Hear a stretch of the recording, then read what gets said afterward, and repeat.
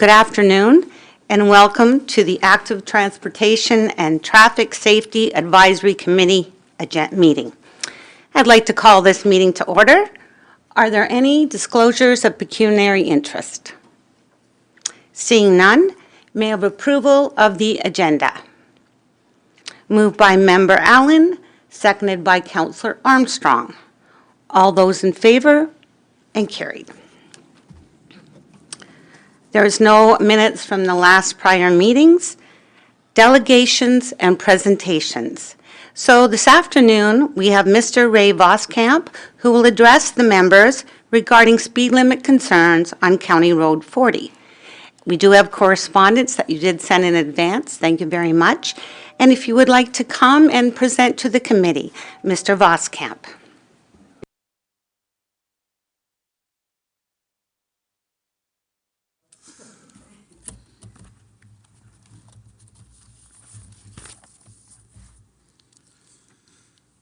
This thing's on already, yeah.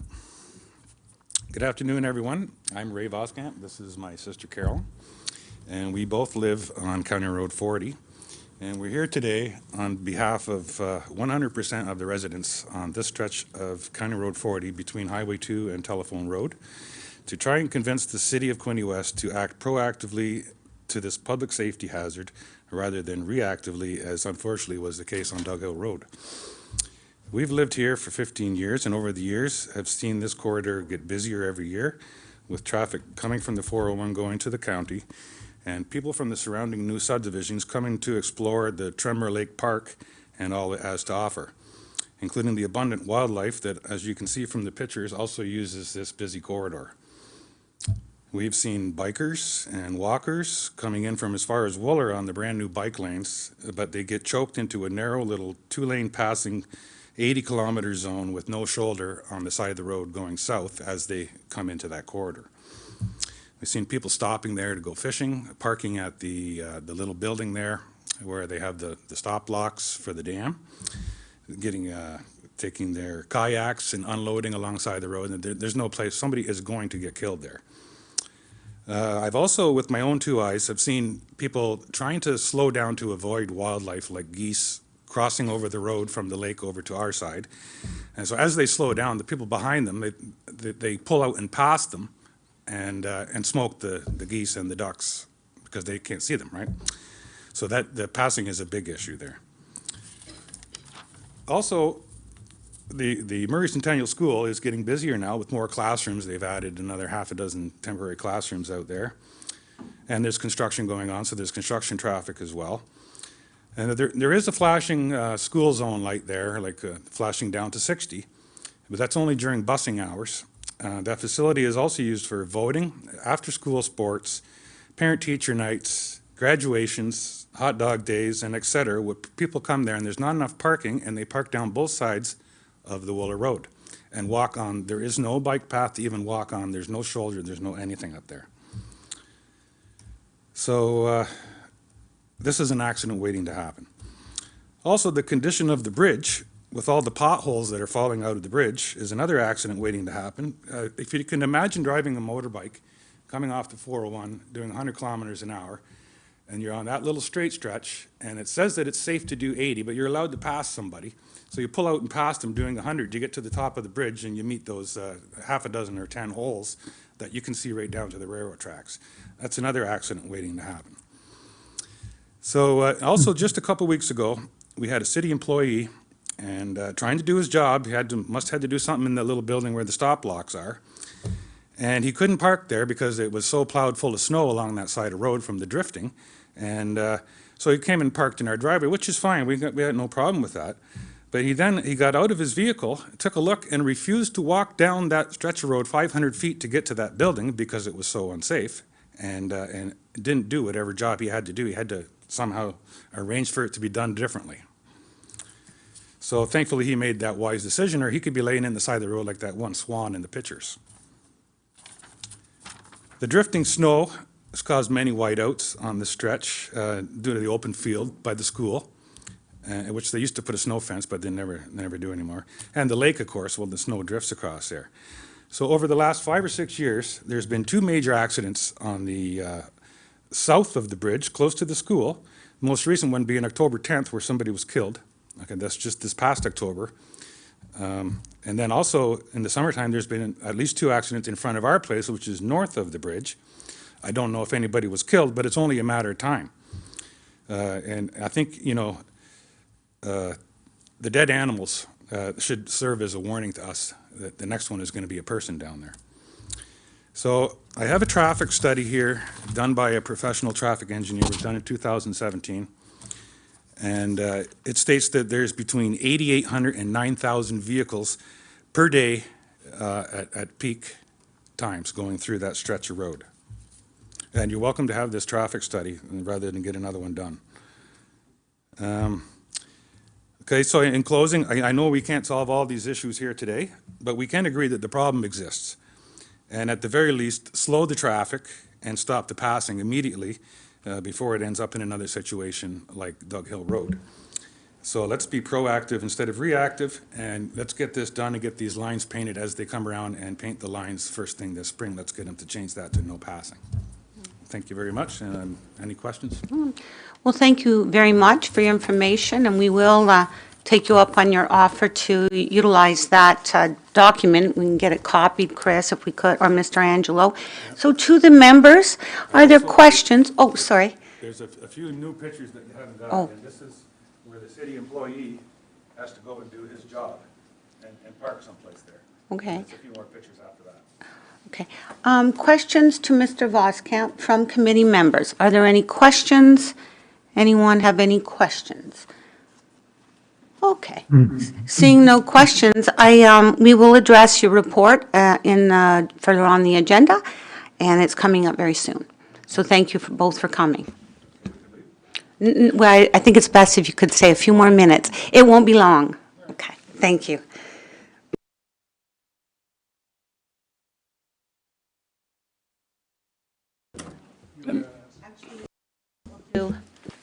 We'll address it right now.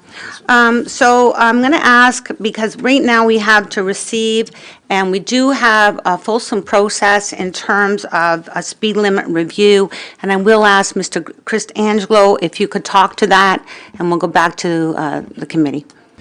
Thank you, Madam Chair. So I think from the petitioner, there's really 2 items that they want the city to consider. One being a no passing zone from on County Road 40, Willow Road, from Telephone Road southerly to Lisa School. And I think we as staff, we can take a look at that. That certainly makes some sense, especially in light of the construction on that bridge coming up later part of this year. But we'll definitely take a look at that prior to the line painting season commencing this May and June. And we can report that back to the committee, but ultimately that just, it doesn't need committee's direction or decision. It's really up to staff, and I think we can make that decision. It certainly makes some sense to me. In regards to the speed limit review, as many of you are aware, we do have a policy that we need to follow. So once the petition is received by the committee, then staff take that. There's a speed study we do in concert with the OPP, where we gather data on that section in question. We gather public input with message board signs. We do an engineering review on the geometry of the road, both the horizontal and vertical profile. We'll see how that all ties in with the new bridge construction that's happening. Again, that's going to happen over 2 years starting this fall. And we'll bring this back to committee once we have all that information in September of this year. Thank you, Mr. Angelo. So to the committee, I would like someone to entertain this motion that we receive the presentation tonight and the full correspondence, that staff proceed with the line painting review as appropriate, and we proceed with the undertaking of the speed limit process as per our policy, where staff will report back. Moved by Member Allen, seconder, Councillor Boyce. Questions or comments from any members? Councillor Armstrong. Can I direct this to the Voskamps? Why did you choose Telephone Road to Highway 2 versus 401 to Highway 2? Knowing the road, we both know the road. We canvassed all the people on our little section. Right. I agree with you 100%. I'm just saying. And Director Angelo, about if that did take place, would there also be signage saying no passing zone? The way you have a school zone and all that type of thing, would there be anything to help promote no passing? Well, certainly, there would be advanced signing for the no passing zone on that section of County Road 40 Willow Road. I would have to take into consideration Willow Road's an arterial roadway, meant to convey large amounts of traffic at relatively moderate speed limits to get down and pass into the county. So changing that entire section from the 401 southerly, we'd probably want to take a look at the whole section all the way down to Loyalist Parkway, which is a larger undertaking. But having said that, there are a number of transport trucks that enter off of the 401, come all the way down to Telephone Road, and then turn westerly on Telephone Road to get to different facilities down there. So I'm kind of hesitant in looking at that review at this point in time.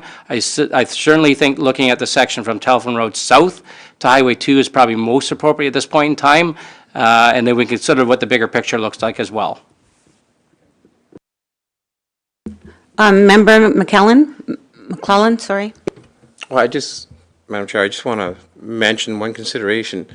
Regardless of what happens with the speed here, this parking issue won't be solved by that. Is there any way we can add a consideration to at least look at the idea of parking space somewhere around that lake? Because it's no longer a water source, it's I guess available to the public to enjoy. So a proper place to park might be helpful. I got all kinds of ideas. I've already showed it for this. That's all. This is short. Through you, Madam Chair, that'll be something we'll be certainly looking at as part of our review of the speed limit, the parking. In addition, we're looking at putting paved shoulders on the new bridge construction. Those could be extended all the way up to Telephone Road. We'll take a look at all of that as a bigger picture and bring that back to the committee. Councillor Katsovas. Thank you, Madam Chair. One more item to consider while doing this review, perhaps a sign that has wildlife crossing, and I'm not suggesting the entire way from Telephone all the way to Highway 2, just in that area where Mr. Voskamp indicated where the city building is. That seems to be the busiest crossing for geese or swans, so if there's just one sign there, and yeah, unfortunately, not everyone looks at signs, but for the amount of people that do, that'll at least be in the back of their minds, because I notice them when I'm on different county roads as well. Member Warren. So I would also like to note to connect this to staff report 24013, which is traffic calming alternatives, which was introduced at our last meeting.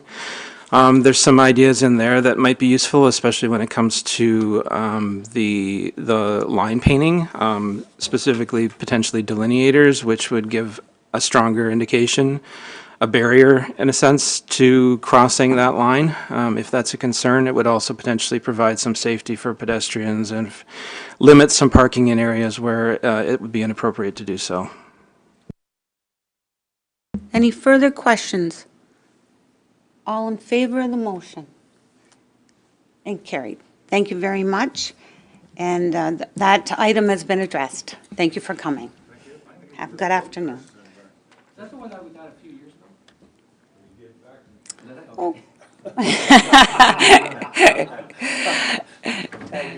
So we'll move to public input. Is there any further public input? Seeing none. So our first correspondence is from Mr. Alan Labarge regarding speed limit on Vermilion Road. Take care. So on that particular, it's an email that we've received expressing concerns with that, and the members of the OPP are aware, and I wondered if there's anything further to add, Mr. Angelo. Thank you, Madam Chair. For a number of these sort of emails or requests about excessive speed on roadways, can I suggest to the committee that once we receive these, we put them into a table format that we provide to the OPP, and that sort of gauges their work program in terms of putting out the speed spy and the traffic cameras to see what those speeds are. It's similar to what we'll be doing on Walbridge Road this year. Vermilion Road, Zion Road is looking at those speed limits and then reporting back to the committee. But that information typically comes through this committee. It gets tabulated in a table, and then we send that to the OBP for once the weather becomes favorable, then they can start putting out the speed cameras in those areas. Mr. Angelo, if I could, when we receive correspondence or emails such as this and staff respond, do they advise that there is a process and that we'll bring it to committee, but there is a process? That is correct, yes. Okay, thank you. Member Warren? Robert? Thank you, Chair. Further to Mr. Angelo's comments, creating a table, do we have an existing repository perhaps that includes, certainly we're probably getting comments from different sources to different people, probably comments to councillors, the mayor. Are those collected in a central sort of repository that is accessible to committee members, to the city? Mr. Angelo? Through you, Madam Chair, yes, and I can certainly provide that sort of table to the committee at the next meeting. Thank you. Any further questions regarding this correspondence? And may I have a motion to receive? Moved by Councillor Stedall, seconded by Councillor Reed. All those in favor? And carried. And our next item of correspondence, again related to speed limit concerns on Zion Road. May I have a motion to receive this correspondence? Moved by Councillor Reed, seconder, Councillor Stedall. Questions or comments? Mr. Angelo, did you want to speak to this as well? Thank you, Madam Chair. As I previously mentioned, typically we would, when the weather permits, we would ask the OPP to put the speed spy out in those areas of concern and get an idea of what the speed limits are. If the petitioner still wants to proceed with requesting a speed limit reduction, there's a process that they need to follow with having a petition of the people affected in that immediate area, and that would follow our due process that we have. Thank you. Councillor Stedall. Thank you, Madam Chair. I guess my question is, does staff need any kind of direction with regards to that table that they were talking about preparing? Is there anything that they need from us, or is it fine that it's in the minutes that that's what we've requested? Mr. Angelo, would you take that as a direction to staff? Thank you, Madam Chair. Yes, so it's something we're already doing now. I'll just provide that table to the committee, so. Thank you. Any other questions or comments regarding the concerns related to Zion Road? A motion to receive the report. Moved by Councillor Boyce, seconded by Councillor Quinte. Any questions or comments? All in favor? Carried. Okay, so we'll now move to new and other business. Is there any new business? Councillor Armstrong. Can we get an update on Montrose Road? You were talking about speed humps, I guess? About the number you're considering? Yes, through you, Madam Chair. At the next meeting, I'm planning on bringing a comprehensive report back on where we have all of the flashing speed signs throughout the city, some of the data we've collected over the last year, and then on the 3 traffic calming projects, a bit of an analysis on how many speed bumps or speed humps and some of the traffic calming initiatives and when they're going to take place, and our communication plan that's going to follow that as well. Follow up. Is there regulations in terms of distance between them that you have to follow, and how far from a railway track and an intersection, et cetera, et cetera? Through you, Madam Chair, there's not regulations, but there's guidelines that sets off where a speed hump should be in proximity to a railway crossing, a 3-way stop, et cetera. So we'll bring that information back for the committee as well. Okay, thanks. I appear to have missed an agenda item. We do have a verbal update coming from Mr. Angelo regarding speed concerns on Walbridge Road. So I'll go back to other business after, but Mr. Angelo, if you could provide that verbal update, thank you. Thank you, Madam Chair. And Councillor Boyce had brought to my attention a concern he received from a resident in the village of Walbridge with regard to speeding.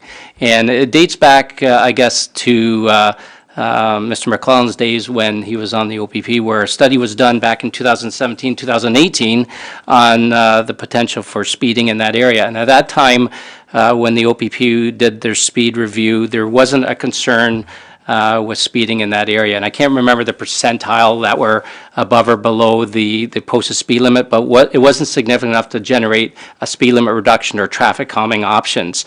Now, having said that, that's a number of years ago, and because of the concern that Councillor Boyce has been brought forward, we're going to again look at that speed on that section of roadway in concert with the OPP, and then I'll provide that information back to the committee on different options that we need to consider, if any.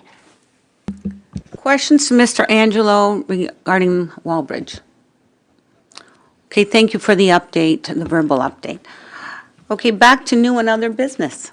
Is there any members that have anything they'd like? Yes, Mr. Warren. Thank you, Chair. I would like to speak about a report that was issued at another committee. The OPP's annual report for 2024 was delivered at their detachment board meeting on February the 3rd of this year.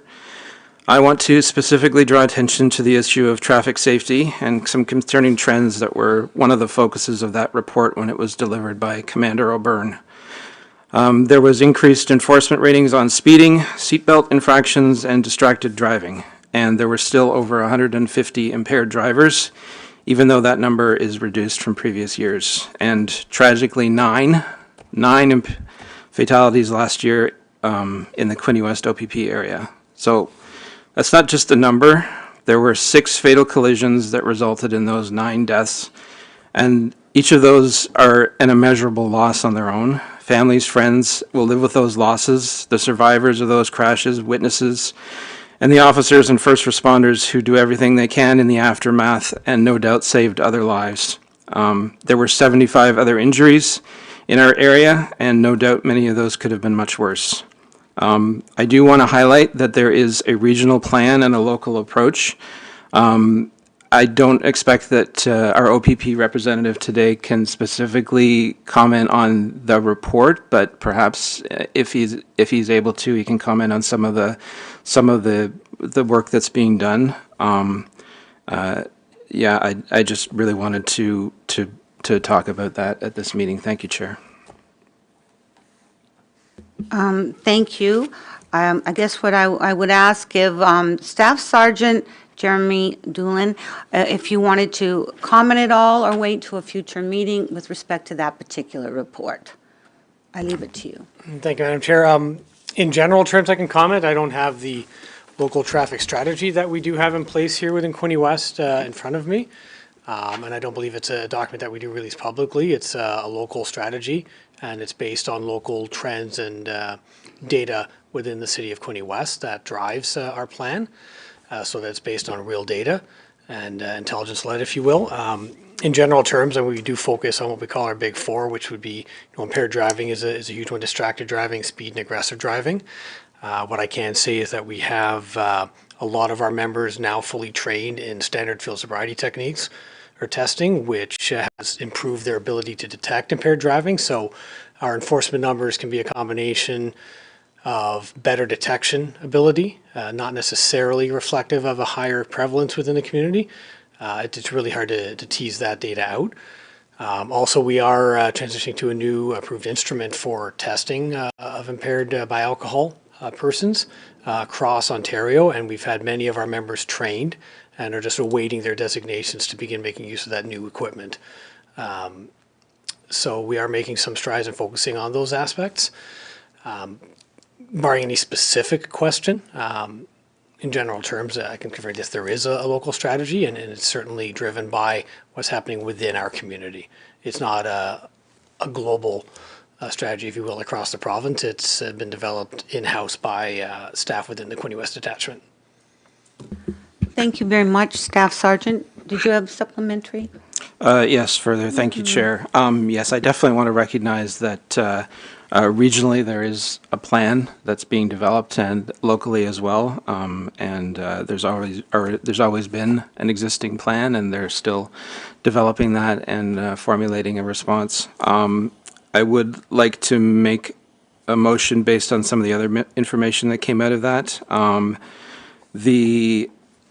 I would make the motion that the annual reports from the OPP be included in our minutes and agenda for consideration. I do think that in each of those reports, there is an element of traffic safety that's relevant to our committee. And further, I would include in that motion that the OPP be requested to consider sharing some of that location data related to fatalities and injuries, how that information can be provided to the city or the committee. I'm sure that some of that is already provided to the city. They work in concert together, but some of that information can be provided so that we can consider areas to target in our response as a city as well. So again, a motion to have the annual reports included in our agendas for the Traffic Safety Committee, and also that the OPP be requested to consider sharing that location data in regards to high collision areas. Is there a seconder for this motion? Councillor Quinte. Questions or comments? I wondered, oh, yes, Councillor Katsovas. My only concern is that I sit on the police service board, and some of those reports are fairly lengthy. For someone like myself, I read everything online, it's fine. For the ones that want a printed copy, that's just I believe, an excessive additional use of paper and such. It's bad for the environment. You're welcome to read those reports online. They're very easy to access. But that would be my only hesitation, the environmental impact. If I could, all these annual reports are public, and they're on the Police Services Board. Anyone can access them at any time. Is that correct, on your website? To you, Madam Chair. I don't know if they're on our public-facing website, but they would form part of the minutes of those meetings that the City of Quinte West holds within its own website, because those reports are provided in its entirety ahead of the meeting dates for the annual reports. Mr. Angelo, or would you like to speak to this at all before we call the vote? Madam Chair, I'd have to check, and I'm just looking online now to see if they're available, the minutes. Right. To be honest, I'm not sure. Okay. Member Allen? I guess I would just say to, even if they're not printed out, for us to be made aware of them, to go check. Like a link? A or link say or, the annual this is a report's bit- now available, and go have a look type of thing? I think so, because maybe I should know about this, but I didn't know. And I'm probably not the only one. They are right here, Madam Chair. Oh, good. If you access the Quinte West website, as you would with any other committee meeting, so I just went to our last one, was February 3rd, and I can call up the OPP detachment board meeting, and then there's the reports. Okay, very good. Did you have something, Member McAllen? And then I'll go to Councillor Stedel, and then I'll come back. Yeah, I see no reason to have the whole report here at all. If there was a way, maybe, and we felt it was necessary to ask for the traffic portion of that report, the stuff that we deal with, that might be relevant to something we're working on, that makes sense. But I found that whenever we've asked for anything from the OPP, such as we could ask to look for the locations of these 6 fatals, and they would provide them to us for our next meeting. So I don't see a need for this report to come to us when it's publicly available. Only a portion of it would be relevant to us, certainly not the rest. And wherever we think we need from it, we could ask for and have a specific package sent to us. I'm going to go to Councillor Boyce and Councillor Boyce and Councillor Stedall. Thanks. I'll support it in terms of simply providing the link. Might make it simpler for us to find, but I'm fine with providing the link. Councillor Stedall? Thank you, Madam Chair. I would suggest that even if we, all of the members were sent an email with, when the report became available with the link, and then also with the a question right in the email, or requesting in the email if anybody did want a printed copy that they could request it. But here's the link, rather than it actually being on our agenda. That way it comes to our attention as soon as the report's available, rather than attaching it to the agenda. I don't know how many people get a printed copy of the agenda, but I agree that unless required, we shouldn't do that. And my other question has to do with the request for the location data. I'm just wondering if that is something that can be shared, if the OPP could answer that question. Staff Sergeant, please, can you answer that question? Thank you.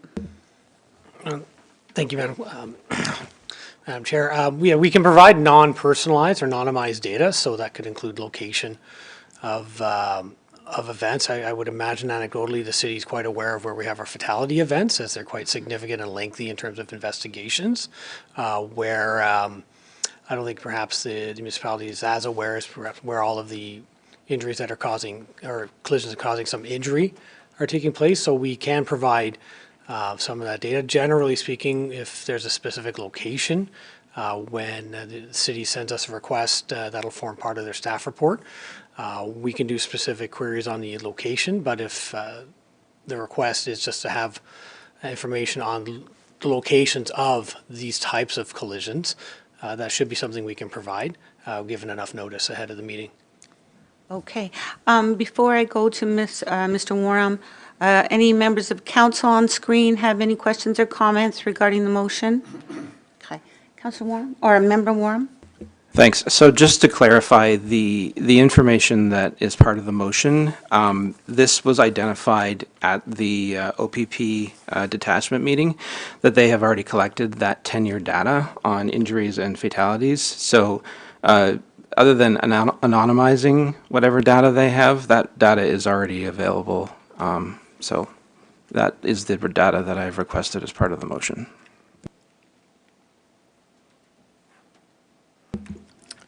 Any other questions or comments regarding the motion? All those in, Councillor Stedall? Thank you, Madam Chair. Given the input on the, about putting the information on the agenda, do we want to amend the motion so it's not included on the agenda? It's sent out another way. I'm just going back to the motion, if you can read it again. If it pleases, I can amend the motion as a friendly amendment to just add a link to the reports that were made at the detachment meeting, which is what we're looking at. So the annual reports, they would just be provided in a link after the detachment meeting. And the seconder was Councillor Quinte, I believe, to the motion. Is that good? Okay. Any other questions or comments from anyone? All those in favor? And carried. Okay, more new business. Councillor Armstrong. Back to speed humps. Is there any update on Centennial Park, because spring's around the corner, we hope? Through you, Madam Chair, not at this time. We met with our communications staff for all 3 locations and putting together that communications plan. So as soon as I have that, I'll send that all out to the committee for their awareness. So. But it has been approved that they will have some. Did we not? Yes, the 3 locations: Leicester Road, Couch Crescent, and Montrose Road. Councillor Stedall? Thank you, Madam Chair. My question is in regards to the change in the legislation or proposed changes for bike lanes that the province is looking at. I know that we have bike lanes proposed in our active transportation study, and I'm just wondering if any of the proposed changes of the legislation is going to need amendments in our study, or if they would still be relevant. Mr. Angelo or Mr. Jackson? Well, that's through you, Madam Chair. That's a very good question. You know, we're certainly aware of the legislation and the impending legislation and its effect. That we still have to take a look at all of that. So that's certainly a concern for us to getting provincial approval on roadways that the province has no control or jurisdiction over, and yet that's really is our municipal control and jurisdiction over. So Without them funding those municipal roadways, I'm not sure how they can enact legislation to allow that to happen, but I know that's a frustration point from a lot of municipalities, but we're certainly cognizant of it, and those issues will be brought forward during capital budget deliberations with council. Thank you. Councillor Quinte. Hey, thank you very much. My question has to do with the cost of a traffic officer. Does anybody have an idea of what the cost is of a traffic officer along with supporting equipment? Since this committee was established, and even before on the Public Works Committee, and we ended up establishing our speed limit process for people having review. We must have seen more than a dozen requests in the past number of years, 3 to 5 years, on residents looking for speed control. And some we've listened to and done work, and some we've got the report back that the engineering is perfectly acceptable for those particular areas. And I'm just wanting to throw that idea out there that finding out what the cost of an officer and equipment would be to add to our complement for Quinte West OPP. Thank you. Mr. Angelo, would you like to speak to this, please? Thank you, Madam Chair. I guess through you to Councillor Quinte, I need some clarification on what you're asking for. Are you asking what the cost is for an additional OPP officer for traffic enforcement? Or? Yes. The Yeah, how answer much is yes. would, like, if we ask Quinte West OPP for more traffic enforcement, what would the cost per officer and equipment be? Could you report back at the next meeting, or do you have that answer? Through you, Madam Chair, well, traffic enforcement and traffic initiatives are one of the core responsibilities of OPP members, so it does fall within the expectations of every frontline member to be conducting proactive traffic when available. There's kind of two ways I see this in terms of if I understand the request. One method would be to request paid duties for traffic-specific purposes, but any function that forms part of our core functions, we're not supported to be doing them on a paid duty basis because our members should be doing those already. And I don't believe those would be an approved method. The other method of actually hiring a contract enhancement, at the moment, I don't believe those are supported corporately by the OPP.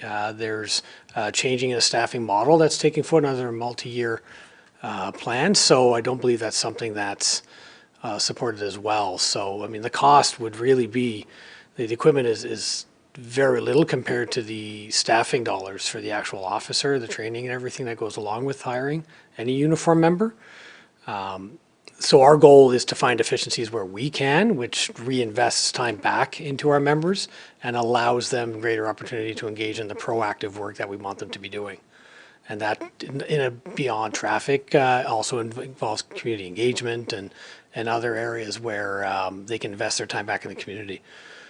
So in terms of hiring additional members simply to support traffic, I don't see that being a feasible option, at least in the short term. But it would be the cost associated to that would be the cost related to a full-time equivalent or an FTE officer, which I think have been reported to the municipality on the budget reports that are received by the Municipal Policing Bureau. So that information is there. It would just be the same as any other uniform member.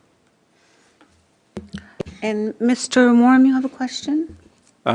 Yes, so thank you, Chair. Councillor Quinte was asking, I think specifically about, besides enforcement, about the studies, the requirements of the studies that take place in speed limit reviews. I do think that there are other strategies that we could potentially employ. We could potentially streamline the process by pre-identifying areas. I noticed that a lot of the requests come in specifically what would be called transition zones, so areas where drivers are entering an urbanized area, for instance. So a lot of requests are there where the drivers are not slowing down enough, perceived to be slowing down enough in an area where they're entering an area where there is housing or pedestrians or other uses.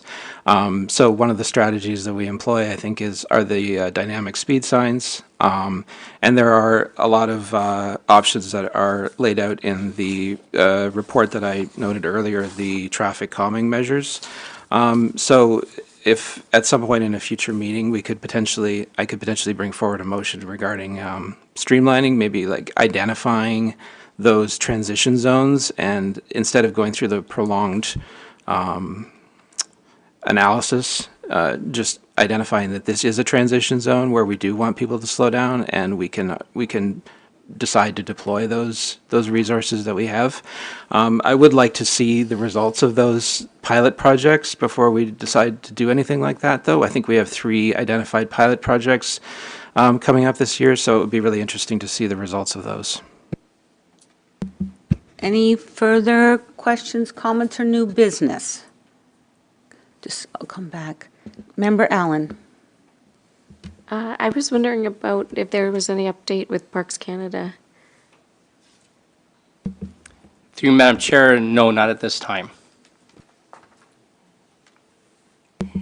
Mr. Angelo, is there anything we can do there? Just continue to do correspondence and stay in touch and say, where are you at, basically?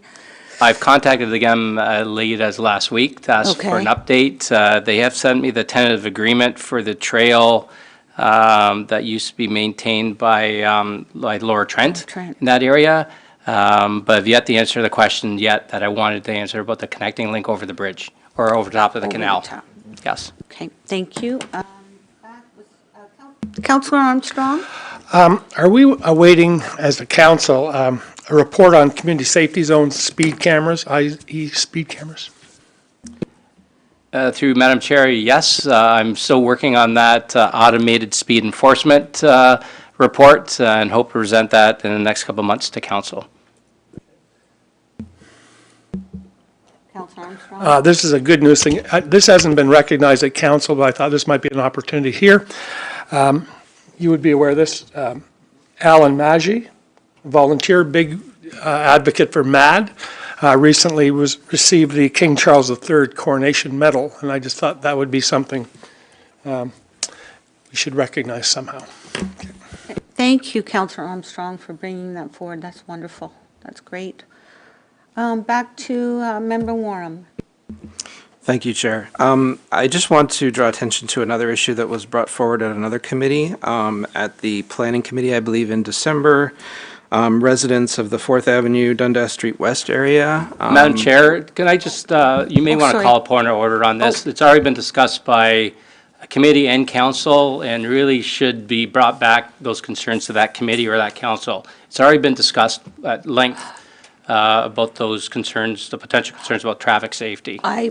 I'm aware of that one. That's on 4th Avenue near the school or the development. Correct, yes. Planning's dealt with that, council's dealt with that, so that decision has been made. So my specific request was more to do with a report from, not specifically related to that, but one of the issues that was raised was speaking to to crossing guards. So in a general sense, getting reports from crossing guards, not specifically on that location, but I do know that crossing guards have report to a supervisor, and then there would be maybe an annual report. Maybe we get some sort of summary on some of the concerns that are brought forward from crossing guards. Yeah, so I wasn't specifically like raising an issue on that area. Mr. Angelo, reporting crossing guards' work or their role or one, is that within the mandate of this committee? Through you, Madam Chair, no, those issues are dealt with by the Director of Community Leisure Services. and dealt through, through her process. So no, they're not a mandate of this committee at all. So I wouldn't be supporting that. Unless there's a motion, sorry. So, sorry, crossing guards enforcing crossing at school crossings and It's related not to within the mandate of traffic, this committee. Okay. You could go and speak to Ms. Grimmin or to Community and Leisure Services Committee. That would be the best approach. Okay. Okay? Councillor Stedall. Through you, Madam Chair, just another aspect of that, if it's a health and safety concern of the crossing guards, then they should be reporting that back, and that can go back through human resources. If it's not in relation to a specific traffic issue, if they have health and safety concerns, they should be going back through HR. So I would suggest to Mr. Warren, if he wants to meet with Acting CAO, Mr. Angelo, to secure the information or concerns that you have with respect to crossing guards or data. Thank you. Yeah, I can certainly follow up. No, it was mostly in relation to the reporting on traffic issues that they see or witness.